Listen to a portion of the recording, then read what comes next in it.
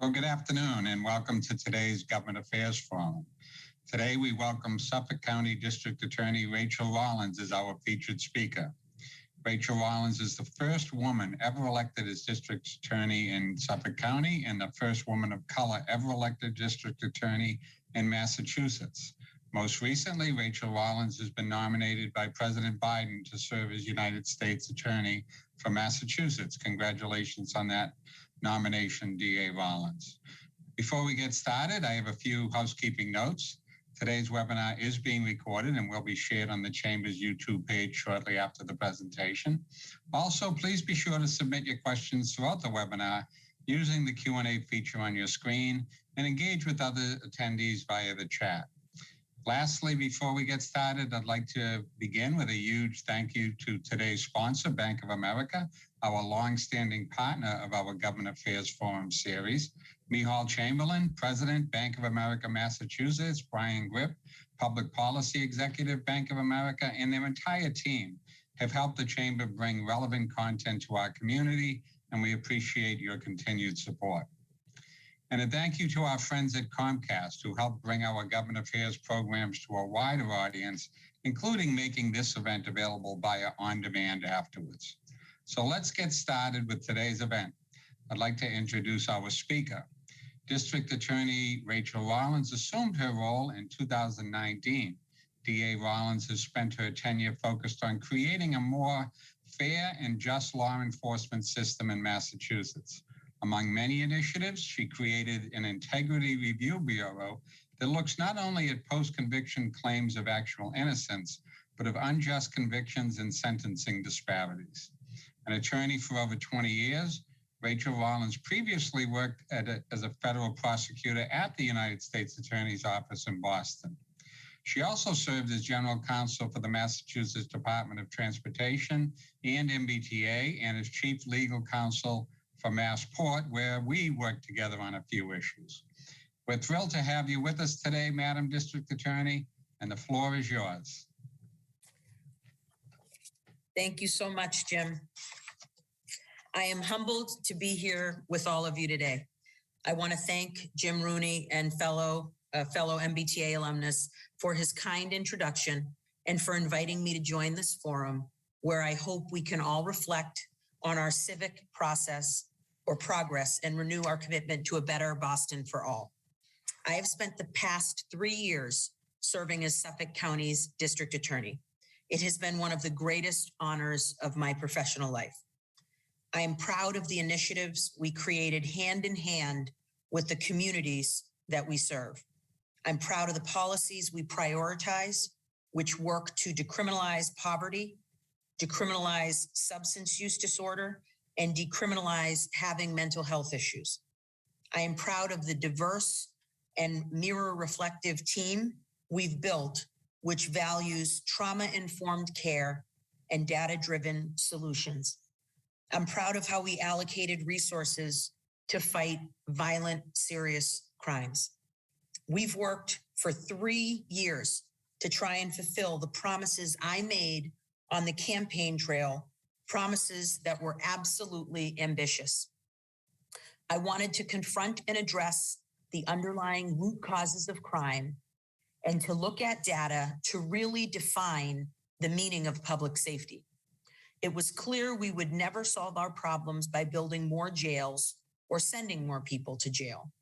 I wanted to center communities that are too often forgotten, neglected, and ignored, even though those are the very communities that the police are most often in and my office most often prosecutes.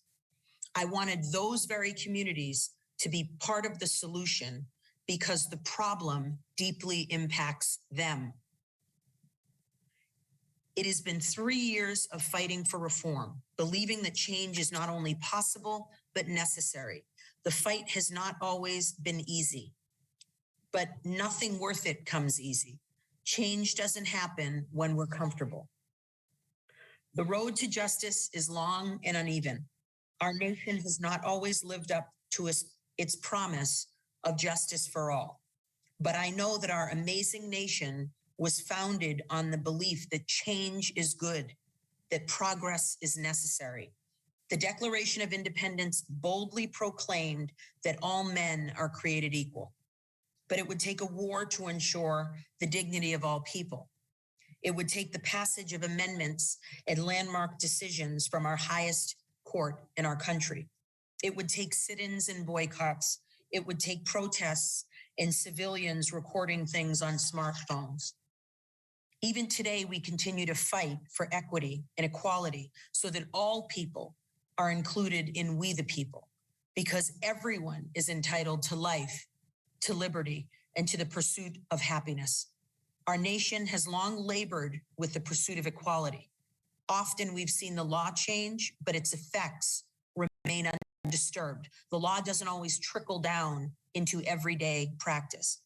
We look to stories, success stories, as evidence that the system has been reformed and the problem remedied. And yet the evidence shows otherwise. People often wonder why, God, why does Rachel always talk about wealth-based and race-based disparities? It's because they exist, and the data is actually startling. We may no longer be separate, but we certainly are not equal. In 2019, the median net worth of white families in the United States was nearly 8 times that of Black families. The gap is even worse in Boston, where the median net worth of a white household was nearly $250,000, while the median net worth of a Black family was $8. And the Boston Globe had to continue writing the story because everyone kept saying, oh, you had some misquote by saying 8. They were right, it's 8. The racial divide isn't exclusively limited to wealth. In education, Massachusetts Hispanic and Black high school students drop out at a rate of 12.6% and 7.2% respectively, while the dropout rate for white students is only 3.2%. Black and Hispanic young adults graduate from college at a rate roughly 13% lower than their white counterparts. The racial education gap is small compared to the rate of incarceration. Nationally, Black Americans are incarcerated at a rate that is nearly 6 times that of white Americans. In Massachusetts, the incarceration rate of Black and Hispanic people is even higher, with a ratio of Black to white incarcerations being 8-to-1 and a ratio of Hispanic to white incarcerations of nearly 5-to-1.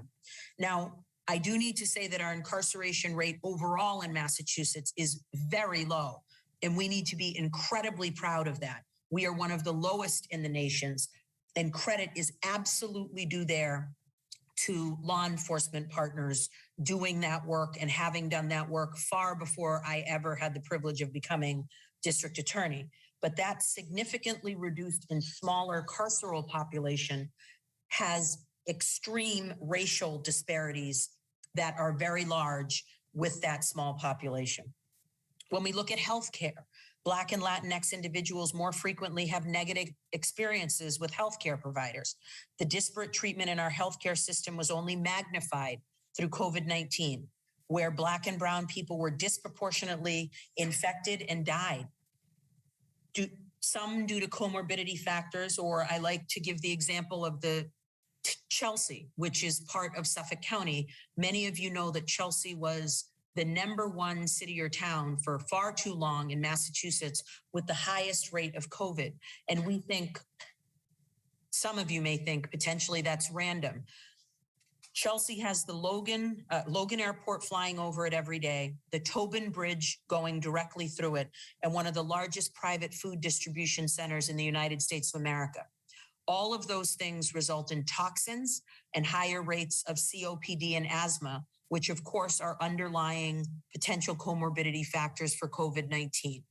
And you know what towns and cities don't have the Tobin Bridge or private distribution centers is more wealthy towns where people have the time to go to their local government and make sure that they can protest and say, not in my backyard.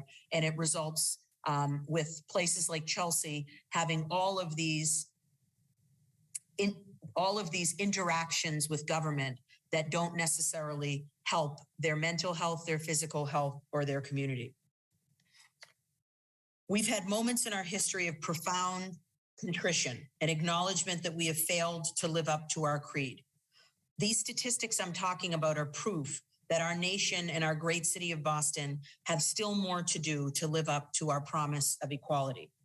The moments I spoke about are sometimes followed by periods of progress, from reconstruction to integration, but sometimes they're followed by periods of resistance. We need look no further than our own city's violent opposition to busing in the post-Brown era. Inequality is not some abstract concept. It's not a political talking point or an academic theory. It is a reality for so many people who continually feel its effects in their daily lives. Often the focus of reform centers on closing the gaps and addressing our biases. That work is important. It's been a key part of my administration as district attorney. But the pursuit for equality and equity needs to create space for the mental toll that inequities have on affected communities. And this is where you guys come in as employers. When you have women employees, when you have immigrant employees, when you have members of the BIPOC community, AAPI community, LGBTQIA plus community, and you see an uptick in hate speech across our nation and violence, all of those things take a toll on your employees. And whether you're an elite Olympic gymnast dealing with mental health issues, an elite Olympic athlete or track athlete mourning the death of your mother, or a parent working 2 jobs to support your family, or a food industry worker who does not have the ability, luxury, or freedom to work remotely, mental health matters. We rarely take the time to step back and recognize how seriously stress and trauma can affect our mental and overall health and our ability to thrive rather than simply survive. Self-care is not an indulgence, it is a necessity. We must normalize taking time to re-energize and recharge. No one wins when we are working with a continuously low battery. We cannot over-index on building a better future without recognizing that we need in the present to move forward in a healthy and productive manner. Burnout is not a badge of pride, it's a recipe for mistakes and missteps. There have been times when the gravity of my work has weighed heavily on my mind and my conscience. Some, as I would say, maybe even as early as this morning. There have been moments of exhaustion and frustration. I have come to learn that taking time does not make you weak. It makes you smart. It makes you a better fighter. It makes you stronger. Recognizing the importance of mental health will prepare us in our fight for change. The road to justice is long and uneven, and it requires stamina and resilience. I know I've spent a lot of time today talking about change, the possibility of change, the need for change, the urgency for change. But change from what? Change to what? I want to work to improve a system that favors wealth, power, privilege, and finality over justice, equality, accountability, and making sure we got it right. I reject a system that criminalizes poverty, housing insecurity, substance use, and mental illness. I condemn a system where your zip code, immigration status, and race can be predictive of your likelihood of arrest and conviction. The criminal legal system, which I am a part of, has not worked fairly for too many and too often. It has failed, unfortunately, in too many circumstances, generation after generation. We know what doesn't work. Broken windows theory has always been broken. It is successful only in ensuring that the over-policing and over-prosecution of poor and BIPOC communities without an increase in safety or a decrease in violence. And remember, when you flood a community with police and arrest people for nonviolent, non-serious crimes, but you have 1,300 unsolved homicides in that city, we don't look like we know what we're doing as law enforcement. That does not instill confidence when you would rather go after someone for a trespass than try to solve a murder that's remained unsolved for the last 10, 15, 20, 25, 30 years. That does not install confidence in law enforcement. We know that frequent interactions between law enforcement and poor and BIPOC communities have unfortunately resulted in misdemeanor murders. Nobody should lose their life for passing a counterfeit $20 bill. Nobody should lose their life for hanging an air freshener on their rearview mirror that obstructs the view, allegedly. Nobody should lose their life for trespassing. We know that tough on crime policies do not keep us safer, but they do make the United States the leader in the world on mass incarceration. We know it doesn't work, but the good news is we are also learning what does. A 2021 study published by the National Bureau of Economic Research, looking at some 67,000 Suffolk County cases over 17 years, showed that individuals not prosecuted for nonviolent misdemeanors have substantially lower risk of future arrest and prosecution than those who are prosecuted for nonviolent, non-serious crimes. The study suggests that aggressively prosecuting low-level crimes could actually lead to more crime. Independent of that research, a Harvard data scientist is currently analyzing cases impacted by my office's non-prosecution policies which of course are rebuttable and presumptive. The preliminary findings of that study indicate that the share of the nonviolent, non-serious misdemeanor cases that my office declined, dismissed, or diverted following the implementation of this policy increased from 54% during the previous 4 years of my administration to 77% in the 1 year after I was elected. Let me repeat that for the people in the back. 4 years before I took office, every single crime on my list of 15 was being declined, dismissed, or diverted to the tune of 54% of the time. With conservative administration and the men before me, the 15 men before me, all did it and nobody had a problem. And they didn't trust you enough to say it out loud. They wanted to do it quietly so that people wouldn't know what was happening. I value you enough and believe you're smart enough to listen to data and science and see that what we're doing works. At the same time, the recidivism rate for those cases and the violent recidivism rate both decreased. While campaigning, I heard story after story of the harm that prosecuting nonviolent, non-serious misdemeanors brought to real individuals, humans and their loved ones.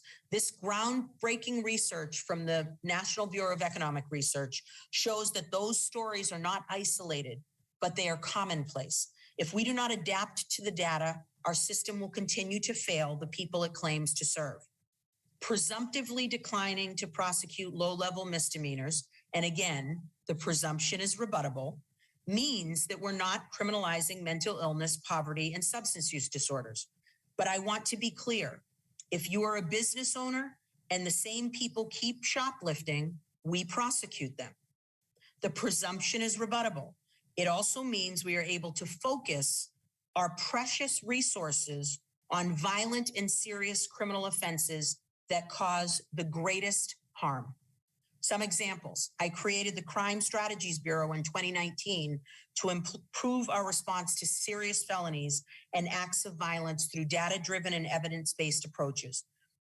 Crime Strategies Bureau is composed of the office's juvenile unit, gang unit, narcotics unit, human trafficking and exploitation unit, and the crime intelligence unit. All 5 of those now report up to 1 person.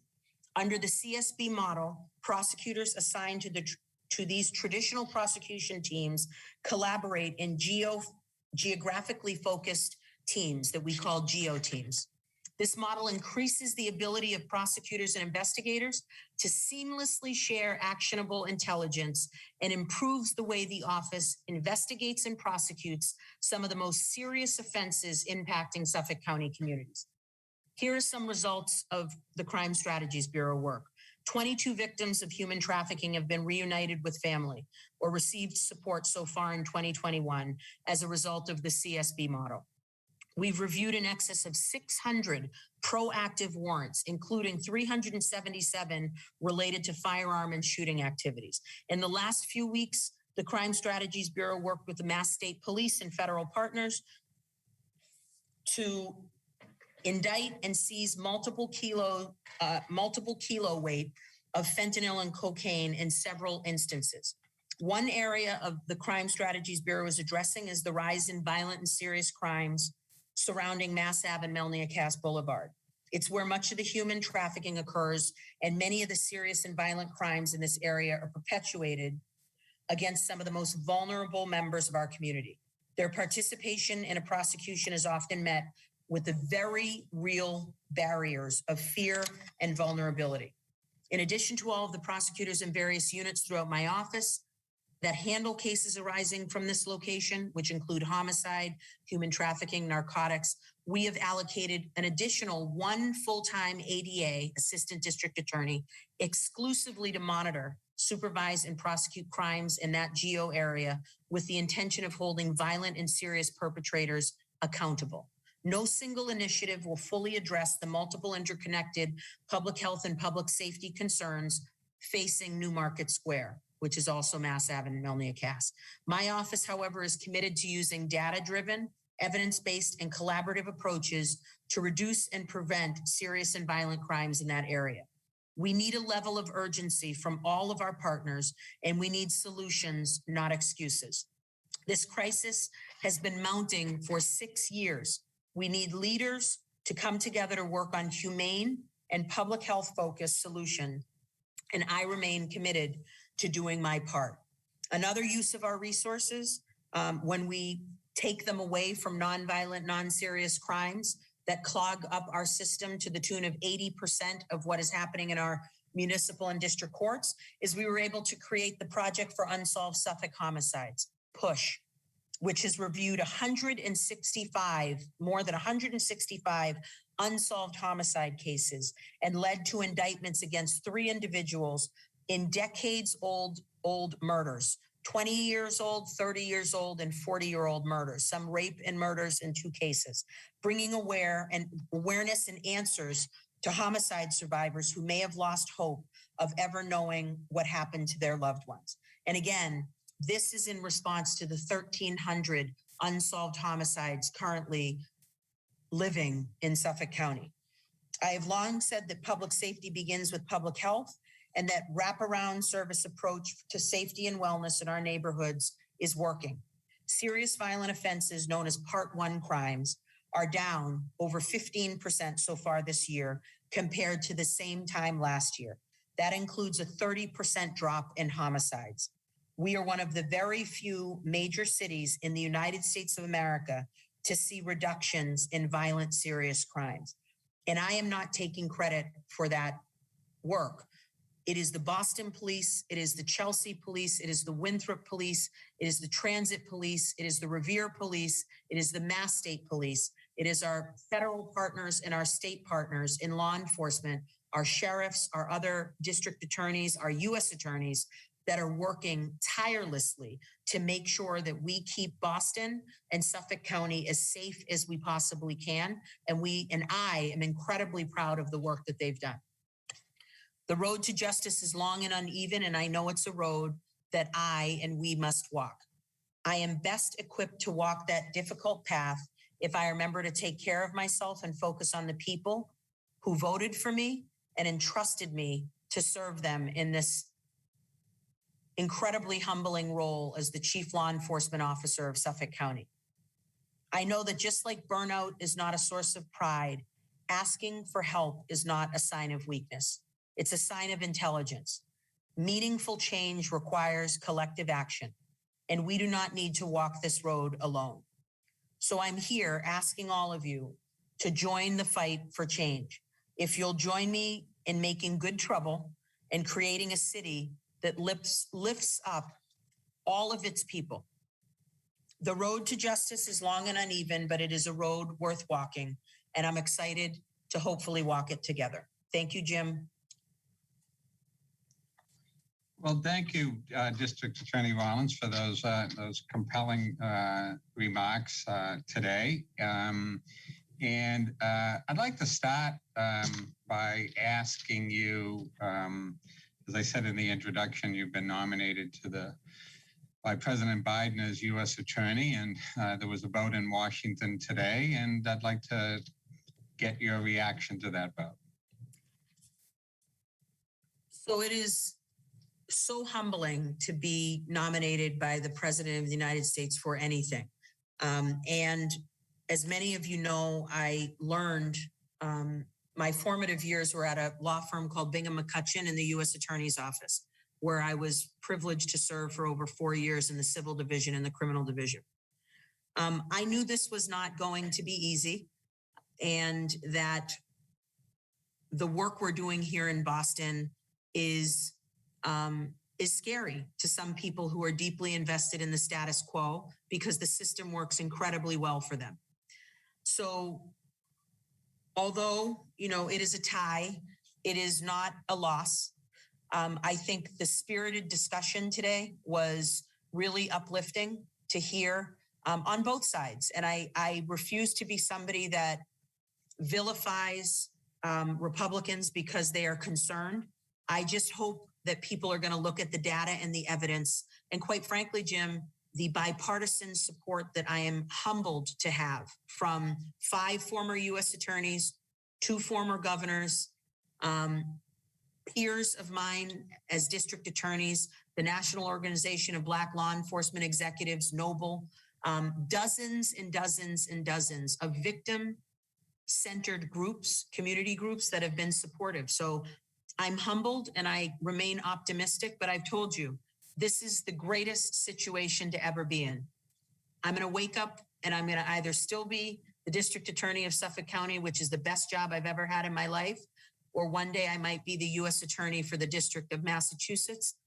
And that would be a huge honor and privilege.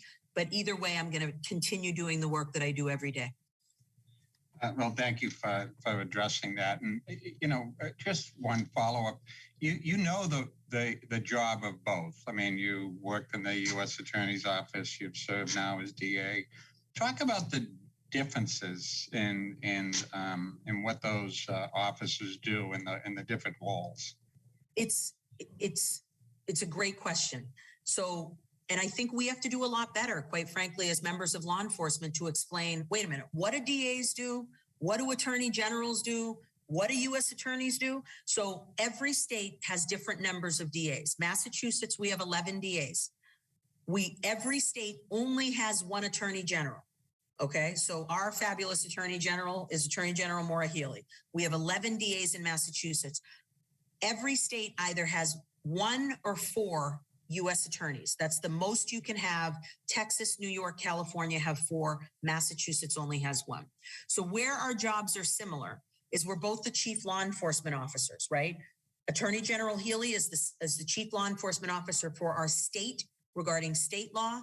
U.S. Attorney Nate Mendel right now is the chief law enforcement officer for all federal law in Massachusetts. And then the 11 DAs they're the chief law enforcement officers for their districts, right? For their counties. Where we're similar is that we're chief law enforcement officers. Our offices are about the same size. We have about 300 to 350 employees. I have about 14 different work locations as DA. There are 3 different offices in the U.S. Attorney's Office. I only have 2 sitting grand juries. I think they have more than 10 at any given time at the U.S. Attorney's Office. Here's the difference. They are ambidextrous. They have a civil division and a criminal division, just like our Attorney General's office does. So they defend the federal government when it's sued, but they can affirmatively sue you for civil enforcement actions. And then they can prosecute you for crimes in any one of their units. As the DA, I only have criminal power. I'm not ambidextrous. I only have one hand that can move forward with crime. And then a huge difference, Jim, is DAs, we have almost complete and near autonomy, right? I don't report to the governor. I don't report to the not just me. I mean, any DA in Massachusetts, we don't report to the legislature, the governor, the mayors. our city council, we report to the fabulous people of our county that voted for us to be there. And I remember every day I report to the people who didn't vote for me too. So as U.S. attorney, I don't want to say you're a cog in a wheel, but you are one of 93 U.S. attorneys in the United States of America that report up to the DAG, the deputy through, the deputy attorney general, to the attorney general, up to the president. So it is a hierarchical, is that a word? But you get what I mean, right? It is a, you have autonomy to decide how you are going to allocate your resources, but the mandates come from the attorney general and the president with respect to what they do. Whereas as district attorney, you get to decide pretty much with autonomy what you are going to do moving forward. The last thing I'll add, Jim, is what I'm really proud of with being DA is 6 weeks before the primary, I put up a list of 15 crimes where I was going to switch the presumption because I never wanted to trick anyone into voting for me. You know that I have no problem saying exactly what I feel. Sometimes it benefits me, sometimes it doesn't, but I didn't want to trick anyone into who they were going to get as their elected district attorney. And I said, if you don't like this list, vote for these 4 other people. Here they are, like Henning, McCullough, Carvalho, Champion. Those are the names. Please put a check there and I will happily go on with my life. And they didn't. And then I came through on all my promises with the Rollins memo, but I put it in writing because I want to be held accountable for it. And I allowed unfettered access to our data because if I was wrong, we would have course corrected immediately. But the data is showing that what we're doing is working. And the last thing I'll say, Jim, is, but nobody cares about data when there's a homicide in your neighborhood.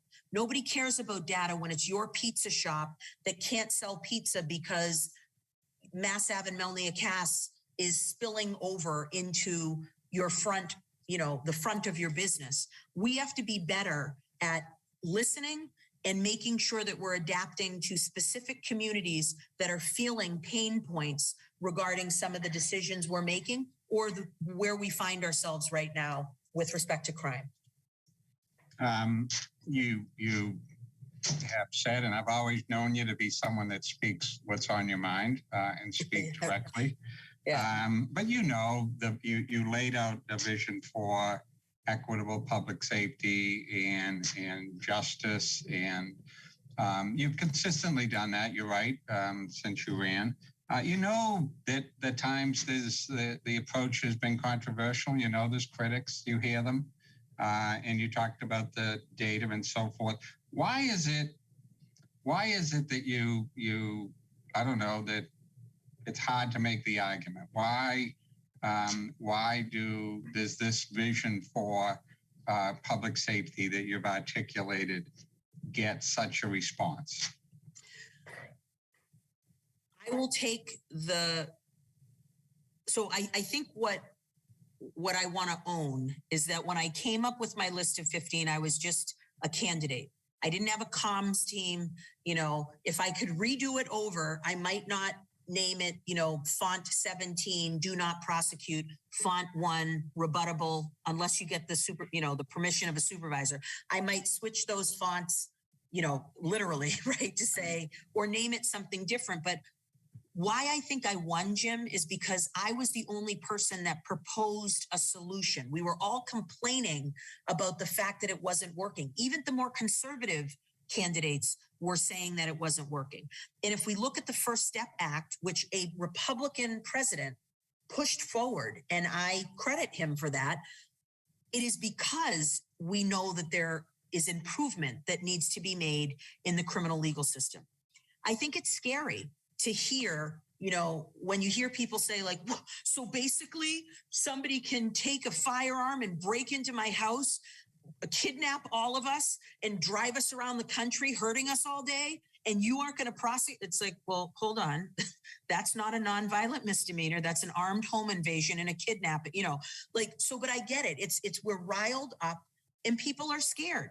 And what I will own is I have to explain better what it is we're doing, but it is not a do not prosecute list because in over 25% of the time, we're prosecuting people who are committing these crimes, because all I'm trying to do, Jim, is to steer people away from the criminal legal system for nonviolent, non-serious things. If you have a mental health disorder, I want the Department of Mental Health to be helping you. I want the city of Boston, Chelsea, Winthrop, or Revere, all of the wraparound services they have to be helping you. And if in fact you're stealing from a store, we know this, Jim, shoplifters are awful at what they do. Usually before they even cross the threshold, if I'm walking through and they're like, ma'am, we see you stealing this thing right here. You get the product back. The merchandise is not destroyed, but let's find out, is this a criminal mastermind, or is this somebody with mental health issues and a substance use disorder? I get it. We need to make sure that store is made whole, but there is insurance covers some of that.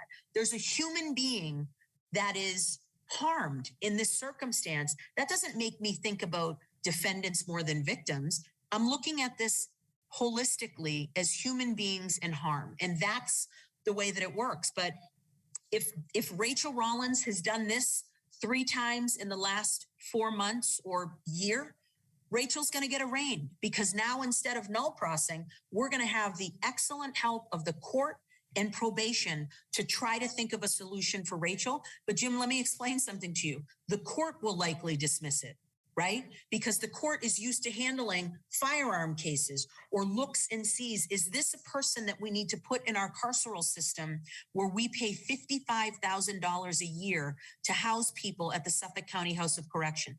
That is fiscally irresponsible for us to do that when we can have a bed for them or treatment for them for half or a third of that cost. Thanks.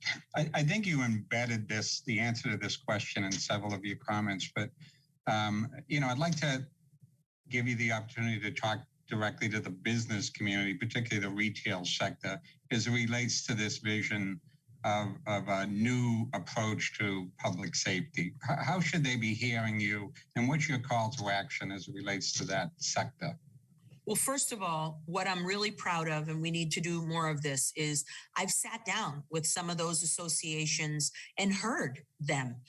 Real Pain, Faneuil Hall, push cart operators in Faneuil Hall, elsewhere. And what we've done is when we actually sit down together, we come up with solutions that are exceptional.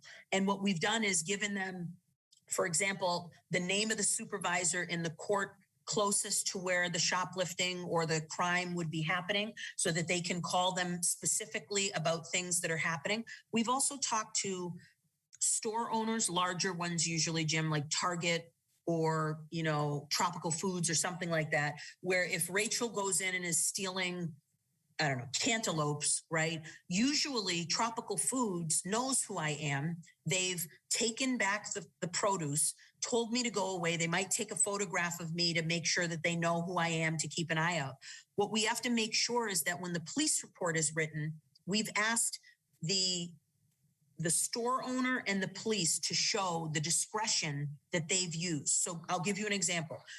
Rachael Rollins is well known to Tropical Foods. She's come in 4 times in the last 5 or 6 months and stolen produce. We have let her go all 4 times and taken photos of her. She, has some mental health issues, or maybe she doesn't. But now we're tired of this.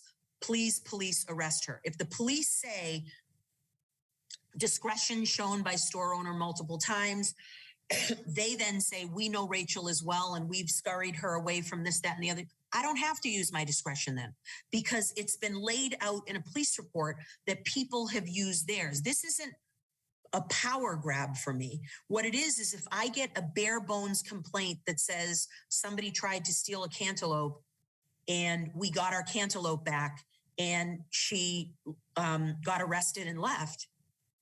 Okay, what we'll do is let's find out and just pause for a minute. What's going on with this individual? Is this person known? What is the harm to the store? And then how are we going to move forward? We can do a civil stay away. We can do a lot of different things instead of detaining them, holding them in a carceral facility. In particular, Jim, with COVID, where they could contract a disease and possibly die, or they're costing our tax dollars more money. That doesn't mean they just go out back into the universe to steal more cantaloupes. What it means is I want to hook them up with services where Rachel has some mental health issues. Let's get her into a program. She's homeless. Let's see if we can get her to, a facility that has a bed or the ability to look at housing. I don't have to do that as the DA. There are already entities set up in municipal, state, and federal government agencies. Let's just pump them into those. But I think we can be better, and I will be better at speaking to the store owners who feel those pain points. Right. You've alluded to the mental health issues, and there's actually a question in the chat about mental health. You know, this country has a long history of the way in which it's approached issues of mental health. And at this point, it seems as though in your remarks and other situations that, you know, the police, your office, even our schools are being asked to deal with mental health issues. Is there more that needs to be done on that side so that, you know, your office and law enforcement aren't dealing with issues that they're not equipped to deal with? You know, I've said, I've been quoted and have said that I think, and I personally believe, Jim, if you speak to members of law enforcement, which I do every day, I have the privilege of working with them. In over 95% of my cases, we are walking in shoulder to shoulder, and there are key witnesses in many of the prosecutions we have, right? I think we're asking the police to do too much, right? I think they are, you know, teachers and mental health clinicians and drug treatment, like experts. They are dealing with a lot of issues where I have been very clear. We absolutely need the police for our violent, serious crimes. I don't want to call a restorative justice circle when I get a full notification of a homicide or I hear that 6 people have been shot. That's not what we need there. We need trained experts, which the police are, to help de-escalate or, unfortunately, if necessary, escalate to make sure that our communities are safe and people aren't being harmed. So I think we need to give credit. Boston police actually do it quite well, as do the Mass State Police and our other Suffolk County police departments, of learning about different cognitive impairments, different mental health issues, how people present if they're on the spectrum or have a physical ailment or disability, right? If you're yelling commands at somebody and you don't see that they're hearing impaired, right? We've seen some things in the national news where there have been awful outcomes. But I speak to Commissioner Long all the time, Colonel Mason, Chief Keyes, Green, Delahanty, and Callahan, about the great work and training they have for law enforcement officers about mental health. And then the last thing I'll say, Jim, is what about the mental health of the officers, right? Like when you have to neutralize a threat, like what we saw in Winthrop, we saw that awful double homicide of 2 veterans, right? Heroes that were killed, Winthrop residents. And then the sergeant, I think, in the Winthrop Police Department came upon Nathan Allen, begged and pleaded for him to drop his weapon and he wouldn't, and then had to unfortunately shoot Nathan Allen to stop him from harming other people. That takes a toll on officers as well. So I think it's important that we're not only talking about the community, but we're also talking about law enforcement officers. And, I like to say, Jim, I think Black and brown communities and the police actually share the same problem with the media. We only ever see white police officers doing negative, awful, violent things in the media, almost always. And we almost always only see Black and brown men in criminal, victim of crime, perpetrator of crime, or negative story.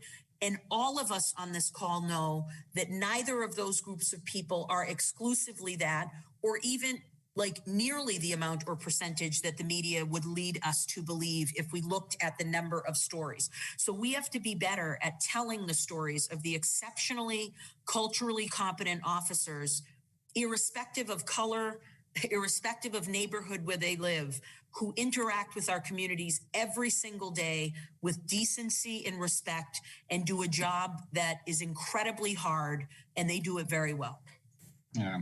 I want to follow up on the police question and ask you a question that I've asked both candidates for mayor, Councilor Wu and Councilor Wasabi George, and that is about the phrase defund the police. I asked them, what does that mean to you? And I'd ask you to think about or share with the audience what it means, and also how does it affect the work of the district attorney's office to have this debate or discussion going on about the approach to policing. And finally, you alluded earlier to the need to restore confidence in law enforcement.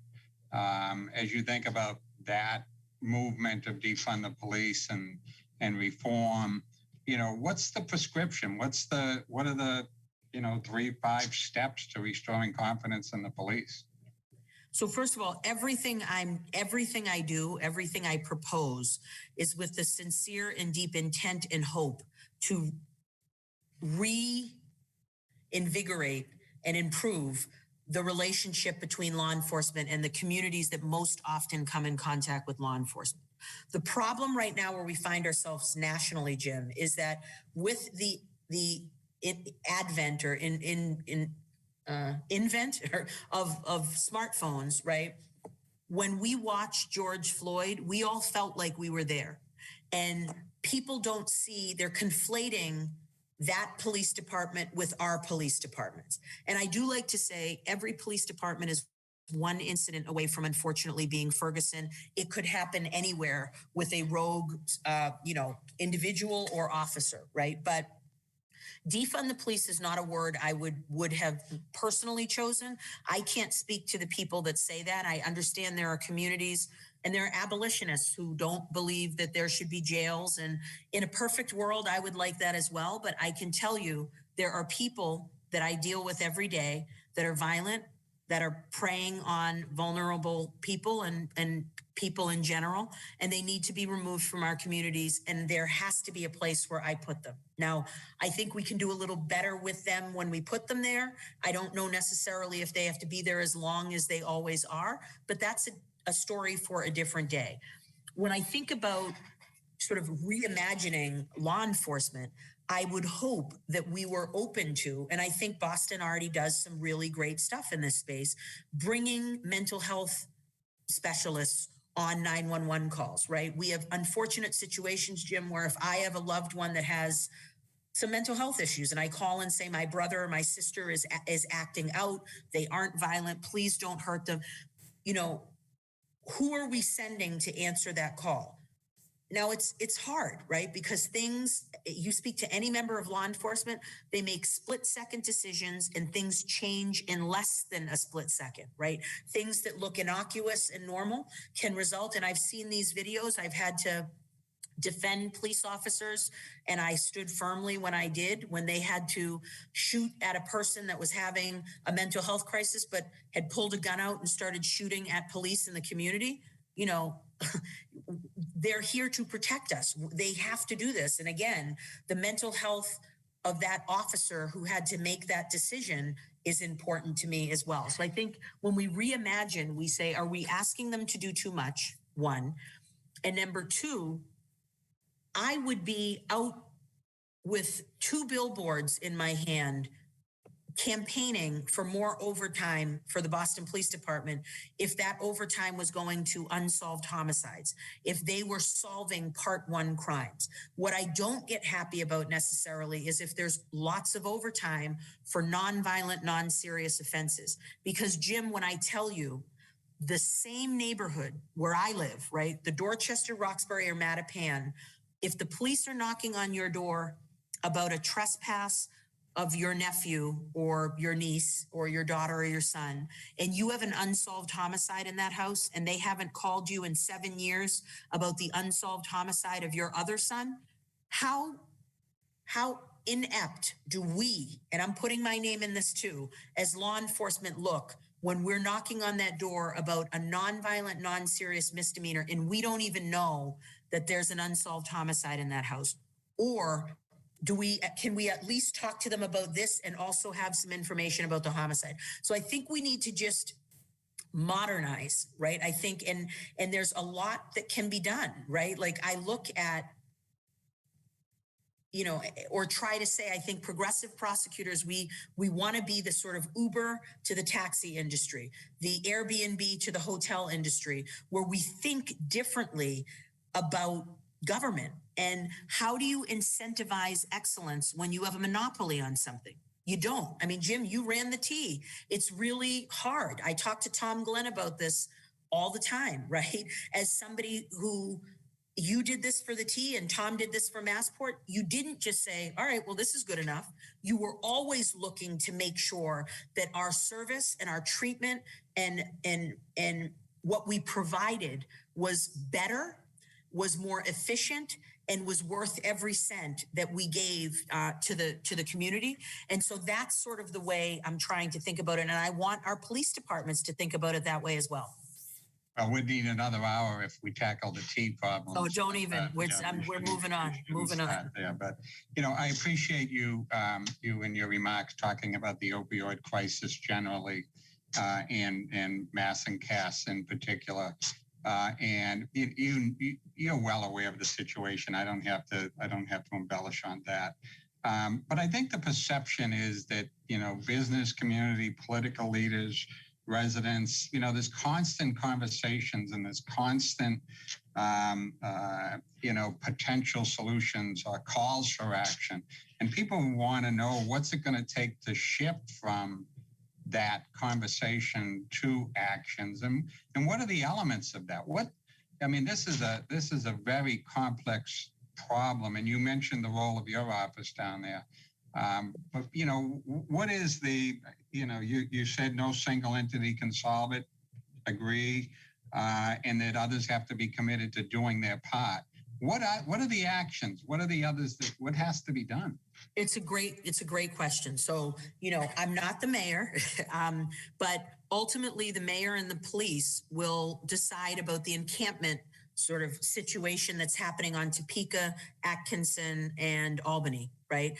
And what's going to have to happen is after, and I leave it sort of to the leaders of the city to determine this, but if there is a decision made where we are no longer going to permit tents or housing structures lining those streets, we have to give that community, and it is a community of people, notice of the fact that this is going to change, and we must tell them, okay, here are your options. You are going to either within 48 hours, 7 days, 2 weeks, however long the decision is, and that's not up to me.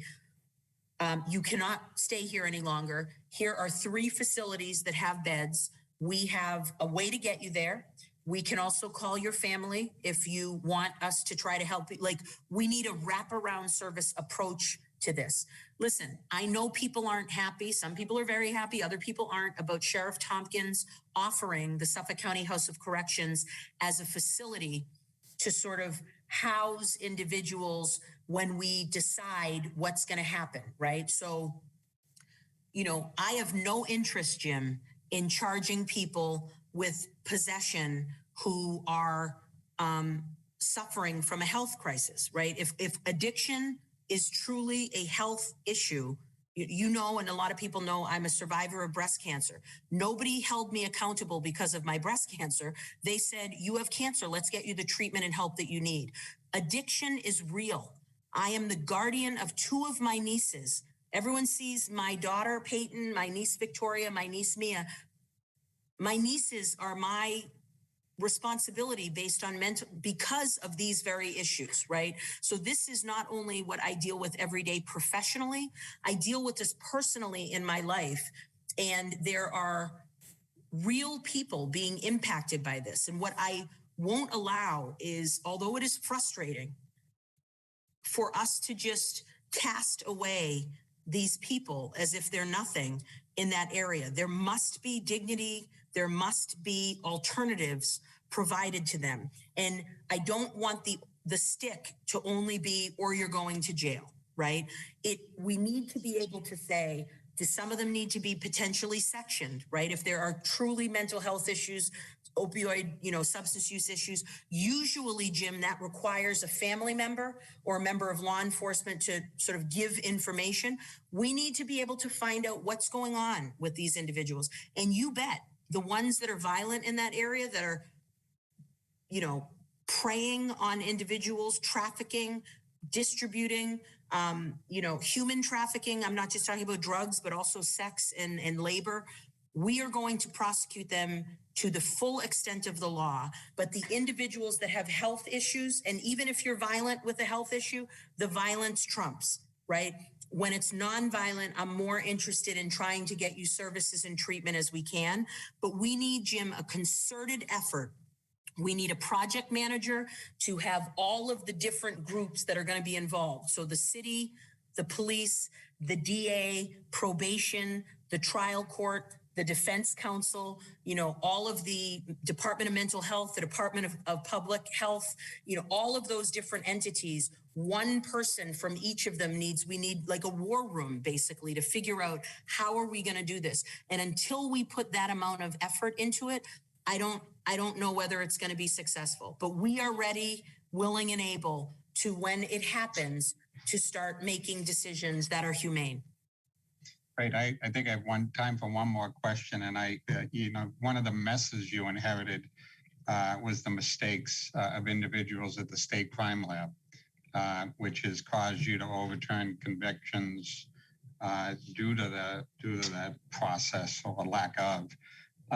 How's that going? I mean, give us a sense of, how that went down and where it is today.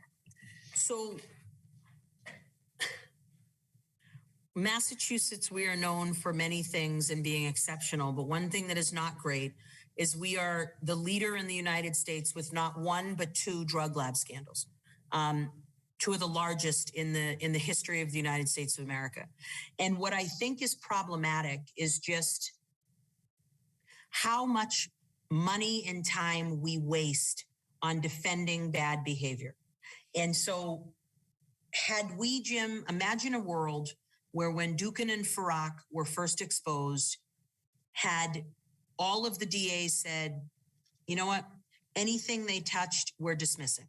One of two things would happen is the criminals that got their case thrown out would either say, oh my God, I'm going to now become a priest or turn my life around or do something different.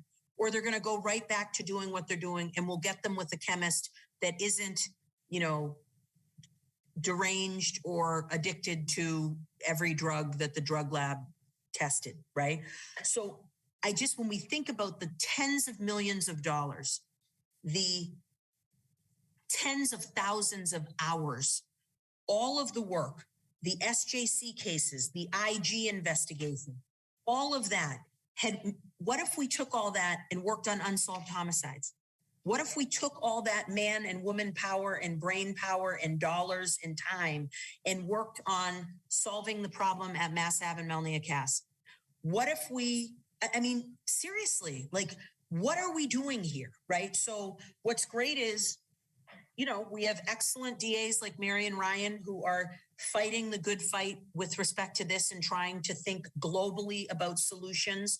And what we did in Suffolk County was just said, look, we're going to get every single entity that is touched or impacted by this, and we're going to get them at a table, and we're all going to do a think tank together so that nobody can claim that they weren't involved, and we're going to fight it out in private, right?